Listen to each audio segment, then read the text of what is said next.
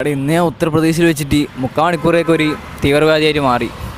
യാത്രയിലെല്ലാ ദുരനുഭവങ്ങളും നല്ല അനുഭവങ്ങളും ഞാൻ പറയലുണ്ട്. അതിൻ്റെ കൂട്ടത്തിൽ ഇതും പറയുന്നു, അത്രേ ഉള്ളൂ. ആ സംഭവത്തിന് ഞാൻ അത്യാവശ്യം കരകയറി, കരച്ചിലൊക്കെ മാറി. ഞാൻ ഇന്നലെ വാരണാസിയിലെ ഒരു പള്ളിയിലായിരുന്നു ടെൻ്റ് അടിച്ചിട്ടുണ്ടായത്.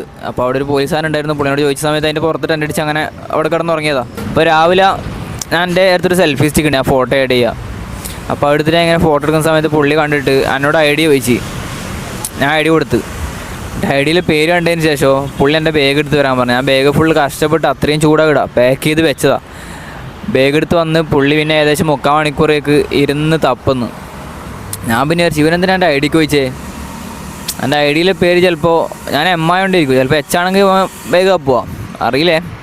ഓൻ്റെ ഡ്യൂട്ടിയാന്ന് ഓൻ ചെയ്യുന്നത്, അത്രേ ഉള്ളൂ. എന്നിട്ട് ലാസ്റ്റ് ഇതെല്ലാം കഴിഞ്ഞിട്ട് ആ കള്ളാണ മൊത്തം കരച്ചിൽ വന്ന്. ഞാൻ ഏകദേശം 52 ദിവസം യാത്ര ചെയ്യുന്നു, ഇതുവരെ ഇല്ലാത്തൊരു അനുഭവമാണ്. അങ്ങനെയല്ലാണ് അവസ്ഥ. അങ്ങനെ ഞാനിപ്പോൾ ഇവിടെ ഒരു 3 ദിവസം നിൽക്കണം എന്ന് വിചാരിച്ചാൽ ഇന്ന് തന്നെ ഇരുന്ന് പോക്കാം. അടുത്ത് മോനെ.